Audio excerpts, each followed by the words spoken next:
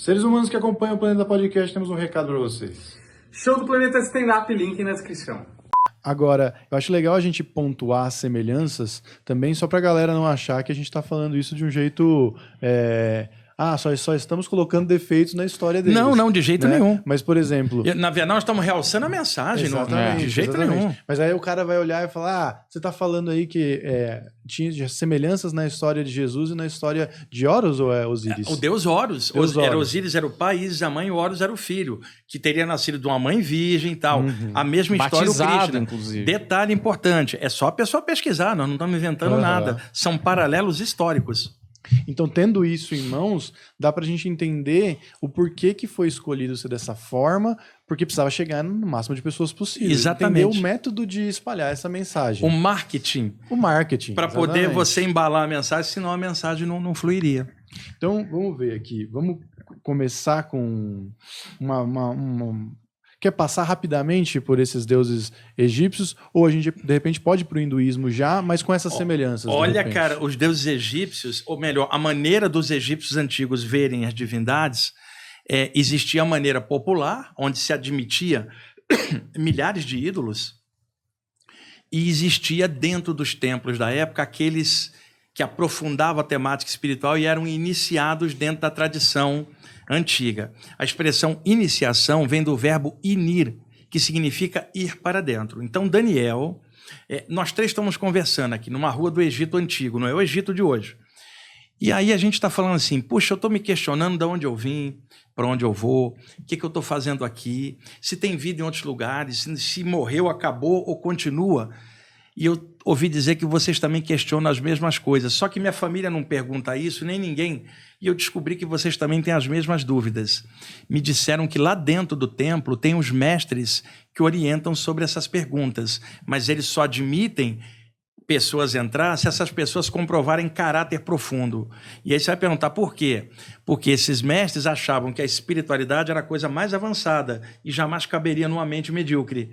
E um grande amor não caberia num coração miserável. Então, para só ter pessoas selecionadas que pudessem aprofundar, eles criaram uma bateria de testes para testar a têmpera do candidato, Humberto e Daniel, para que só passasse, ou melhor, fosse para dentro, inir, daí a expressão iniciado, só passasse quem tivesse coragem de vencer a si mesmo, romper a barreira do invisível e expandir a consciência. Então eles criaram uma série de testes, tá? E quando a pessoa passava por esses testes, o neófito ou calouro, ele seria então iniciado aos mistérios, aos arcanos, levantando os véus desses mistérios grau a grau, até que um dia ele chegasse num grau de mestrado, um hierofante que agora poderia iniciar ele mesmo, um neófito, numa cadeia de mestre e discípulo, mas sempre usando a iniciação, o ir para dentro. Porque dentro do templo tem gente que descobriu tudo isso e pode te orientar. E depois de um tempo você vai descobrir que o verdadeiro ir para dentro é ir para dentro do coração e se autodescobrir. Então a expressão iniciação e iniciado vem do verbo inir, ir para dentro. Então dentro dos templos, os iniciados e os mestres falavam de uma única presença em tudo, todo que está em tudo, enquanto que as populações estavam cheias de superstição e adoração de milhares de ídolos. Mas dentro do ensinamento espiritual ao qual os iniciados passavam, se falava de uma única presença, só que ninguém nomeava. Se fala a luz, o alto, o absoluto, o incomensurável, o incognoscível. Todo mundo entendia do que estava se falando, mas não se prendia numa imagem. Porque eu falo assim, o absoluto. Eu não estou dizendo que homem ou mulher é branco ou baixo, mas você entendeu do que eu estou falando. Então, eles foram criando uma cosmogonia interna dentro das iniciações que falava dessas coisas espirituais, incluindo nisso experiências fora do corpo, o estudo dos chakras, da aura, a imortalidade da consciência. Só que a população não tinha acesso a esses conhecimentos. Então, dentro da cosmogonia egípcia, surgiu a noção de a divindade manifestada em forma humana, dividida em Osíris, Ísis e Horus. Osíris e Ísis, humanos. O Horus, um humano com cabeça de falcão. Por que falcão? O falcão é emissário do sol. Vocês podem observar um detalhe. Sempre que você vê a figura do Horus, tem um sol sobre a cabeça dele. Ele é o emissário da luz, que não é o sol, como eu falei, é mais o eterno, Amon-Ra, Ora, a luz. Então, dentre as divindades que tinha um chamado de Jeruti. O Djehuti era um deus que era o escriba celeste. Ele era representado como um homem com uma cabeça de ibis. A ibis era uma ave grande, com um bico duro, que matava pequenas serpentes na beira do rio Nilo. Então o povo gostava dessa ave. Quando eles imaginaram um deus que iria lá no céu, aprendia com os deuses e descia para ensinar os iniciados, imaginaram ele com cabeça de ibis. É uma metáfora. Sempre com uma tabuletinha para escrever um ensinamento. Séculos depois, os gregos passaram a chamá-lo de Tote, que era uma releitura do velho Djehuti do Egito. E depois tiraram a cabeça da ibis e botaram a cabeça humana. Humanizaram o conceito e chamaram de Hermes Trismegisto. Quer dizer, eles repaginaram um ícone egípcio numa forma mais palatável para um grego. E a partir daí da expressão Hermes, você fala hermético, hermetismo, os estudos secretos, ocultos. E eu me lembro que na última vez que eu estive aqui, eu falei do Hermes Trismegisto, a tábua de esmeralda, e teve uma pessoa que botou nos comentários, ele errou a data. Não, eu falei o seguinte, que surgiu um tratado no século XVI da Europa, chamado Tábua de Esmeralda de Hermes Trismegisto. Aí o mito que Hermes Trismegisto, com uma ponta de diamante, teria escrito numa tábua de esmeralda os preceitos herméticos. Esse tratado é antigo, vem lá da Grécia Antiga, que foi o que o rapaz tentou me corrigir. Mas esse tratado não era popular na Europa por causa da Inquisição. Porque se você arriscasse falar de algo espiritual, você pararia na fogueira da Inquisição. Então estava só de domínio esotérico, até chegar no século XVI, quando as fogueiras vão arrefecendo, no século XVII elas param e aí as pessoas começam a ter coragem de colocar e publicar. Eu tenho uma edição do Corpus Hermético de 1648 na Holanda. Por que não é 1300? Porque tinha fogueira. Mas o rapaz que botou o comentário, que acha que sabe muito, não sabe desse detalhe. Né? Então, estou clareando.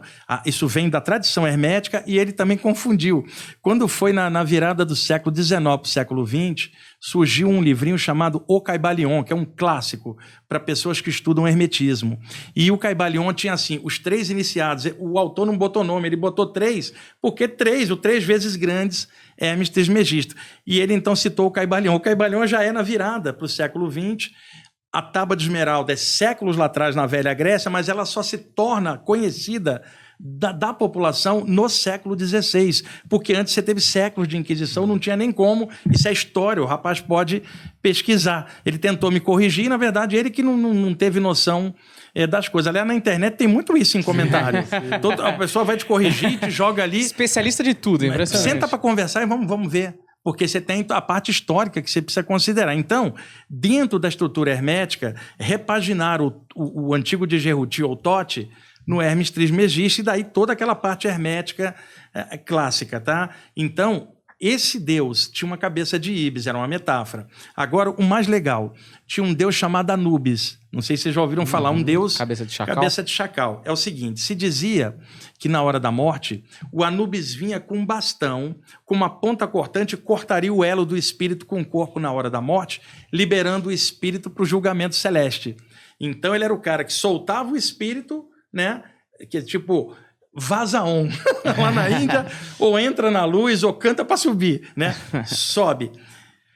Então, quando eles imaginaram uma divindade que lidava com os mortos, eles tinham que botar uma cabeça de um animal que lidasse com os mortos. O chacal é um cachorro selvagem grande, muito comum em áreas montanhosas e áridas, como a América do Norte, na região do sul da América do Norte, na América Central e na cabeça da África, onde está o Egito, né? Uma área desértica. Então, um cachorro grande que, quando ele não encontra alimento, ele consome carne de cadáveres de animais que ele encontra. Então, ele lida com o morto. Então, quando os egípcios imaginaram um deus que lida com o morto, imaginaram ele com cabeça de chacal. Só que o leigo não sabe disso. Fala, esse Anubis eu não gostei, que é o deus dos mortos. Não é o deus dos mortos, é o cara que solta. É uma metáfora, por exemplo, na área espírita.